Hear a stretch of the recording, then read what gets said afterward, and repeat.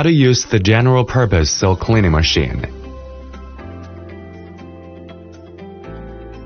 Take out the power cord and plug in the DC 24-watt power supply.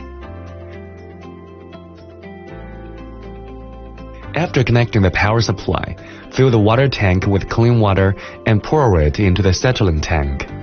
Do not exceed the specified water level when adding water. The body of the machine adopts intelligent induction. The machine stops automatically when people leave, and the brush is blended with imported DuPont nylon and new materials developed by the company, which has strong durability. Use the dirt suction device regularly to clean the sediment in the machine. Click the suction switch to control the operation of the suction device. After the suction is finished, manually pour out the sewage in the tank. Replace the water absorbent pad regularly. The water absorbent pad can be washed, sun-dried, and used repeatedly.